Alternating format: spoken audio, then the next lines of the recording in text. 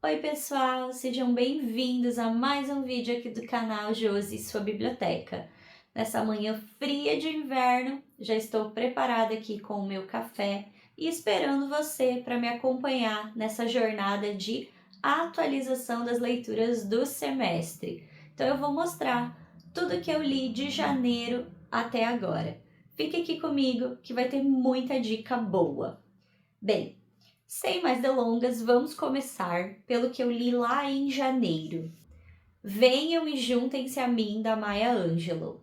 Nessa história, ela faz uma continuação daquilo que ela começou em Eu Sei Porque o Pássaro Canta na Gaiola, que foi um livro onde ela falou muito mais da sua infância, de como foi a sua infância ali no sul dos Estados Unidos. E aqui ela fala já sobre sua juventude, sobre como foram suas primeiras experiências de trabalho, sobre como ser uma mãe solo e todo o impacto que tudo isso teve na vida dela, que é uma mulher negra e que sofreu muito para conquistar tudo aquilo que conquistou. E eu ainda sei que há um terceiro livro, vou deixar aqui embaixo o nome, onde ela também continua contando a sua história. Eu gostei bastante dessa obra aqui, recomendo. Se você não leu Eu Sei Porque o Pássaro Canta na Gaiola, eu diria que seria muito interessante começar por ele e depois partir para este aqui. O segundo livro que eu li foi Esaú e Jacó, do Machado de Assis. Aqui o Machado vai contar a história do Esaú e do Jacó, que nesta história não se chamam Esaú e Jacó, mas que são dois irmãos, o Pedro e o Paulo, que são muito diferentes, que têm várias intrigas ao longo da obra, e Esaú e Jacó, porque é uma referência bíblica, né? Na Bíblia tem esses dois irmãos. Então o título do livro vem desta referência aqui. E aqui o Machado vai basicamente mostrando para nós toda a sociedade carioca da época em que ele viveu, algo que é muito característico nas obras dele. Fazer essa crítica, trazer essa ironia, mostrar como era a sociedade a partir, no caso aqui, de uma história familiar.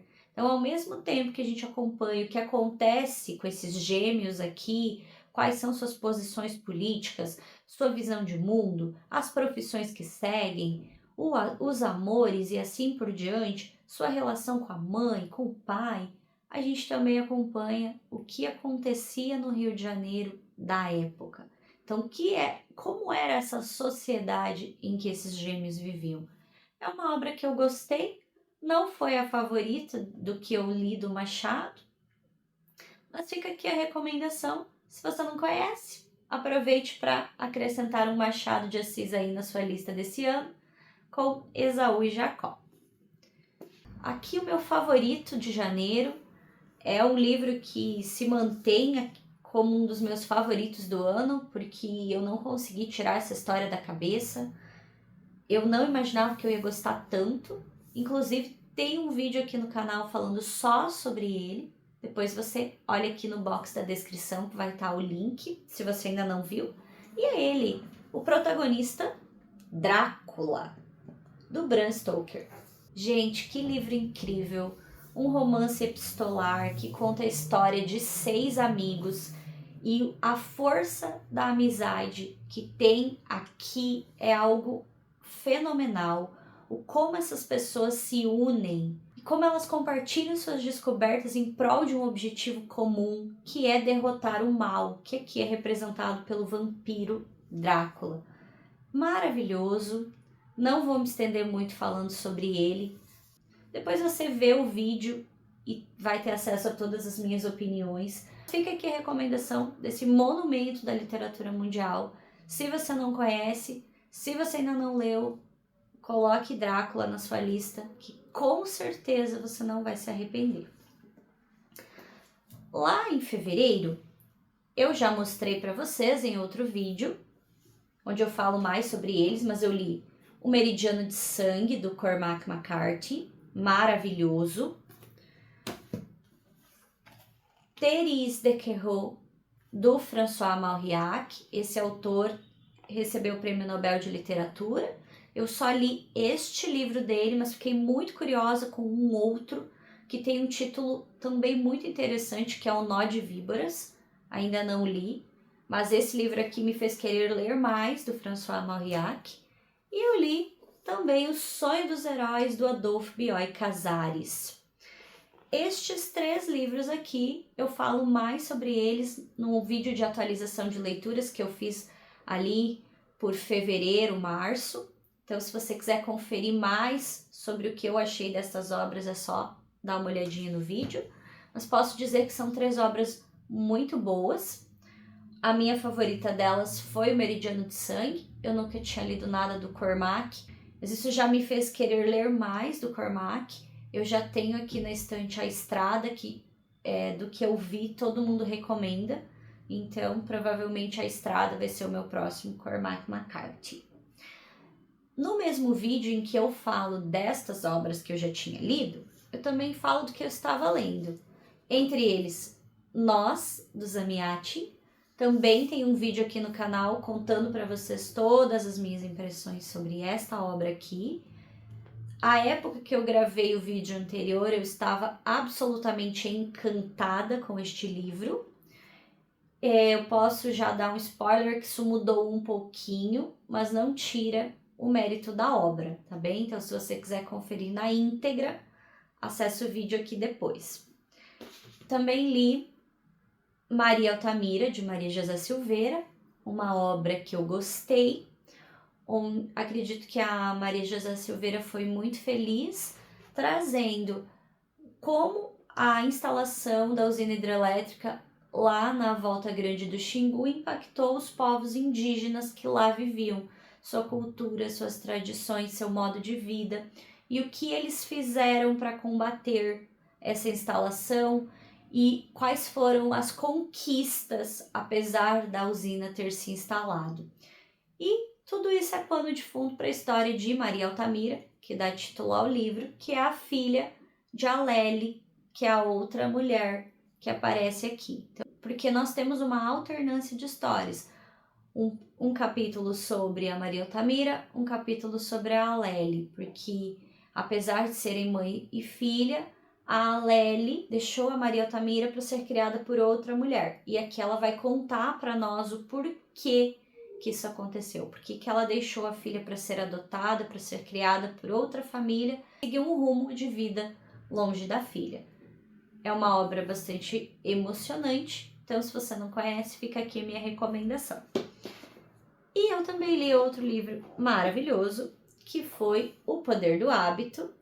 Aqui o Charles Duhigg faz uma espécie de ciência do hábito, ou seja, literalmente, por que fazemos o que fazemos na vida e nos negócios. O autor traz nessa obra uma espécie de ciência do hábito. Então, por que eu tomo certas decisões? De onde isso vem? E como eu posso melhorar a minha forma de pensar? Como eu posso inserir um hábito novo se eu já me dei conta de que aquilo que eu faço no meu cotidiano, ou seja, os hábitos que eu tenho, eles são maléficos para mim, eles não são bons para mim. Eu não estou satisfeita com eles. Como é que eu faço para mudá-los? Como que eu faço para pensar diferente, para construir uma rotina diferente da minha vida? É isso que ele faz aqui. É um livro interessantíssimo, fácil de ler, fácil de compreender. Então, se você ainda não conhece O Poder do Hábito, leia. Não vai se arrepender. Sério mesmo, não vai se arrepender. E eu também li mais um livro maravilhoso, que eu fiz um vídeo exclusivamente para ele aqui no canal, porque eu terminei a história.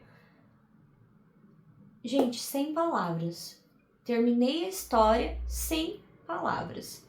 Tive que amadurecer o que eu senti depois da leitura dessa obra. E eu estou falando dele. O Verão em que Mamãe Teve Olhos Verdes. Uma história linda e ao mesmo tempo triste, mas muito triste.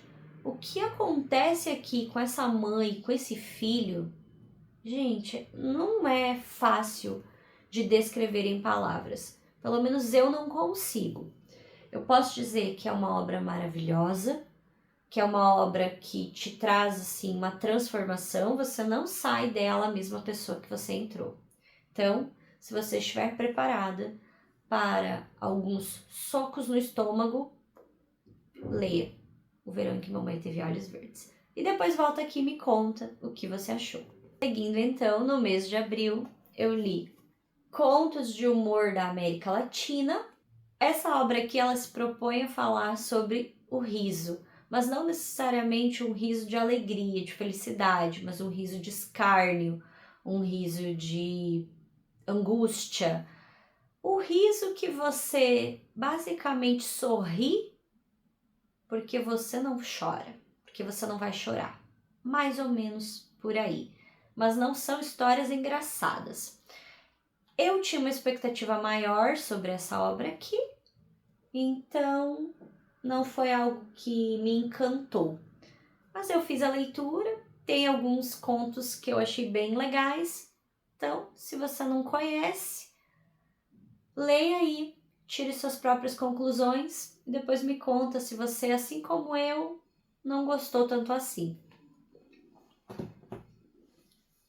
Vamos agora para um livro maravilhoso, que é ele, Assim na Terra como Embaixo da Terra, da Ana Paula Maia. Aqui, a Ana Paula Maia traz uma espécie de colônia penal.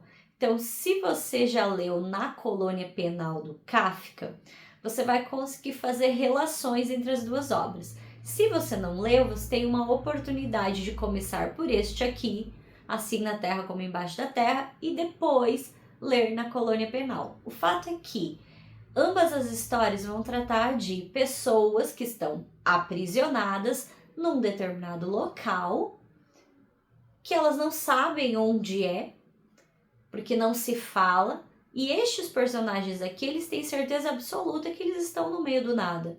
Tanto é que quando eles pensam em fuga, por exemplo, eles não sabem para onde ir, porque eles não sabem nem onde eles estão. Então tem um silêncio esmagador ao redor, um cenário desolador e uma precariedade gigantesca. Mas mesmo assim eles pensam em como eles poderiam sair desse local. E aqui a autora vai, então, trazendo todas as minúcias desse enredo, todos os detalhes que vão nos encantando. Fantástica essa leitura, se você não conhece, inclua aí de preferência ainda em 2026. Mas se não der, coloque na sua listinha de 2027, que também não vai ter nenhum arrependimento. E o meu último lido de abril, o maravilhoso Lima Barreto, porque esse cara é incrível com o seu Diário do Hospício, O Cemitério dos Vivos.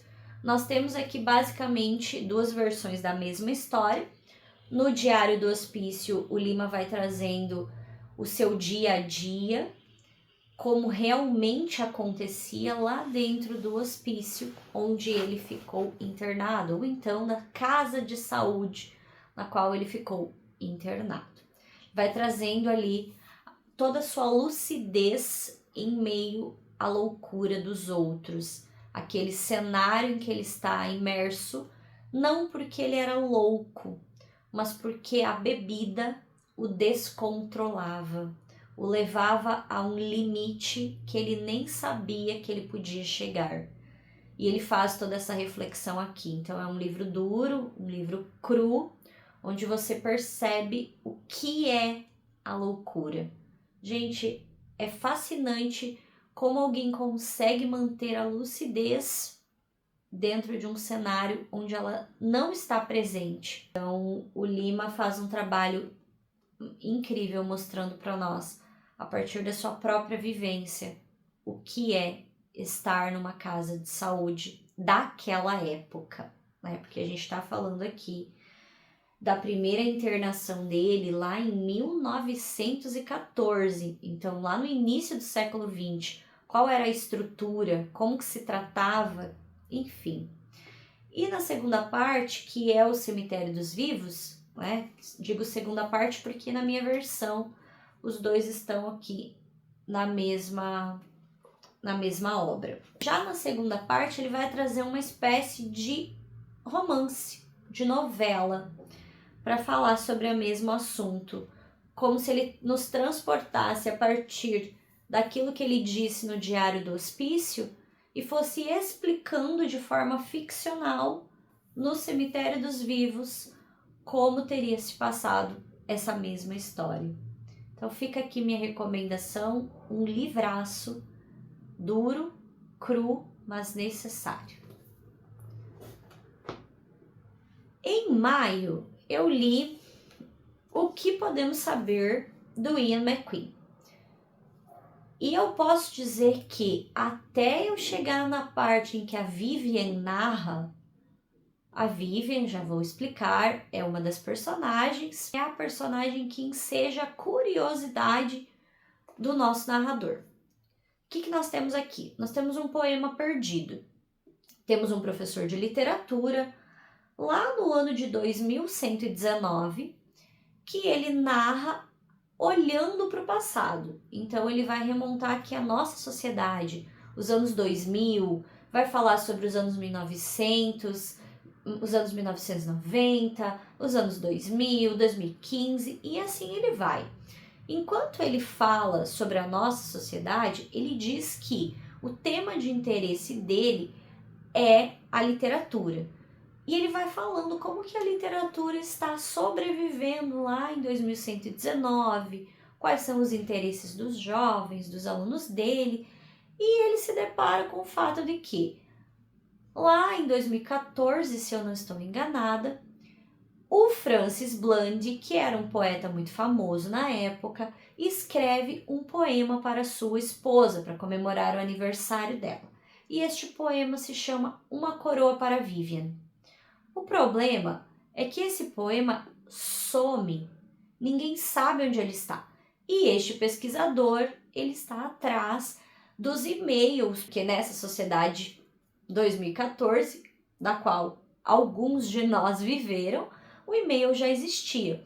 Então ele vai tentando fazer um resgate na internet, nas caixas de e-mail, nos arquivos, visita bibliotecas, enfim, ele faz uma vasta busca tentando encontrar esse bendito desse poema, porque seria um achado, seria algo que mudaria sua carreira se ele encontrasse o poema.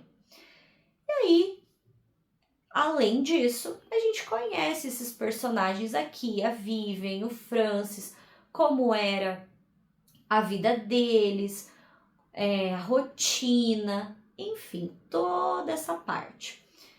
E o livro não mexeu comigo, até a Vivian começar a narrar. O que acontece mais para o finalzinho do livro. Aqui ele também vai falar das mudanças climáticas, de tudo que aconteceu lá no Reino Unido por conta da nossa falta de cuidado com a natureza. Então é algo que ele problematiza aqui, do que virou a sociedade por conta das nossas ações de hoje. Isso também é interessantíssimo. Porém, não foi algo que me despertou assim tanta curiosidade, tanto é que foi uma leitura bem arrastada para mim. Eu lia um capítulo, eu lia mais um, e eu me perguntava, nossa, não vai acontecer nada? Eu já entendi isso aqui. Não vai acontecer mais nada? Não vai acontecer mais nada? E foi assim por boa parte do livro.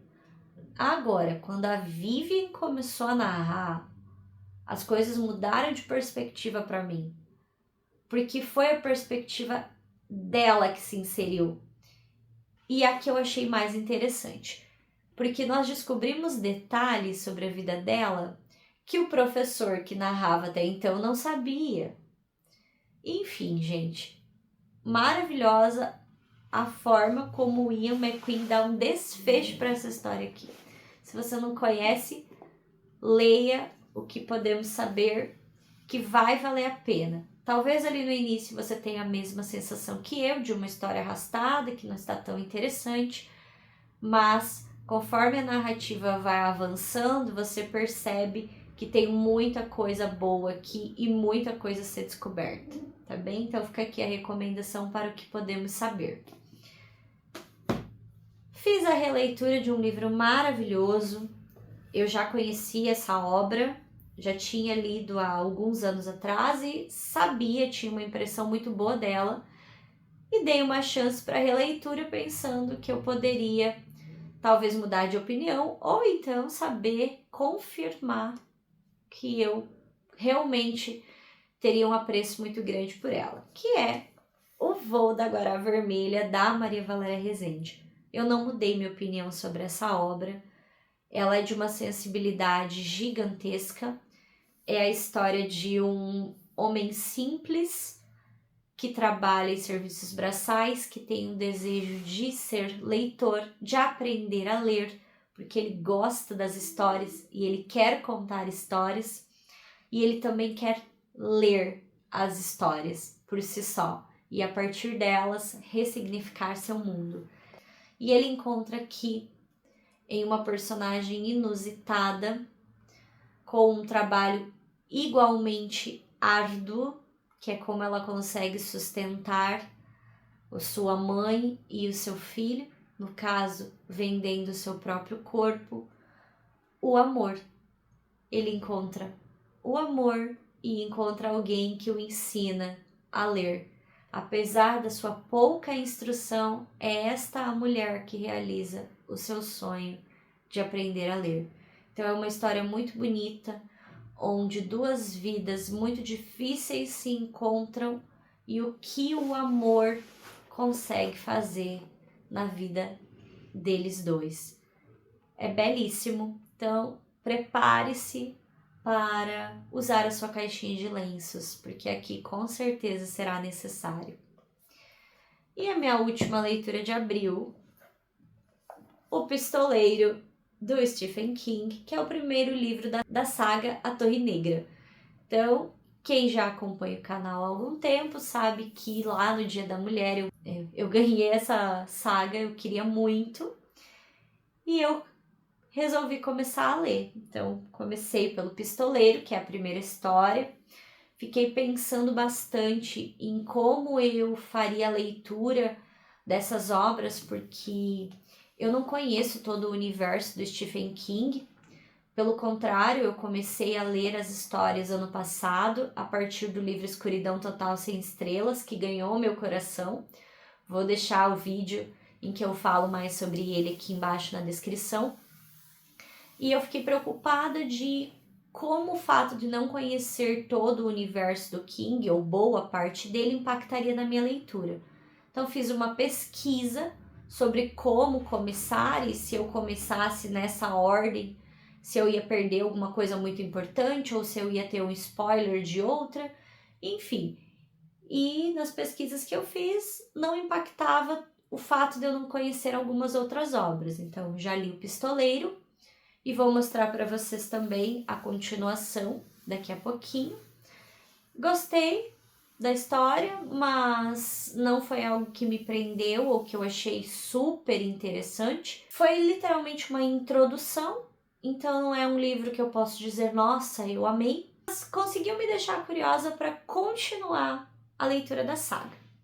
Eu também li o maravilhoso Kentuckys, da Samantha Schweblin.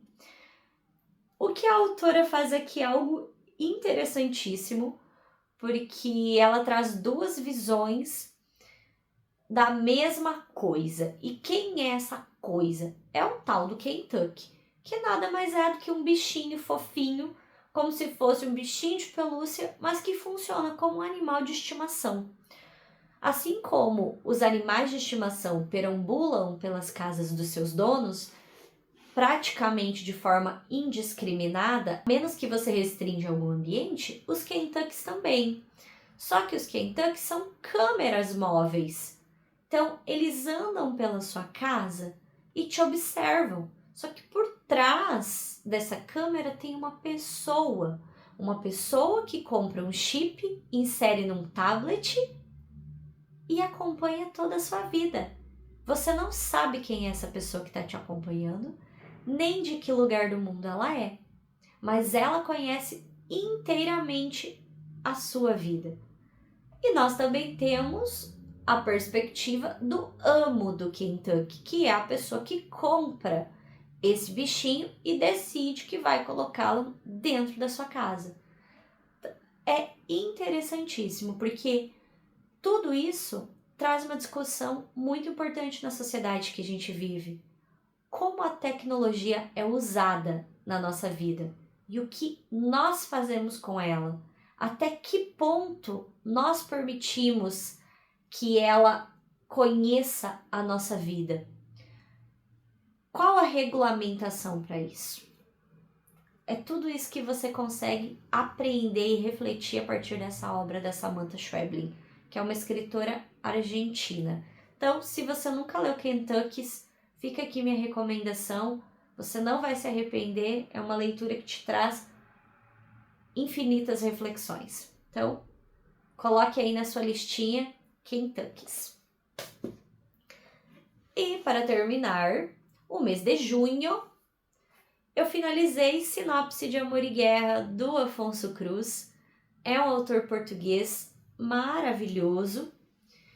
Eu já tinha lido dele Vamos Comprar um Poeta. Tem uma escrita muito bonita, muito sensível.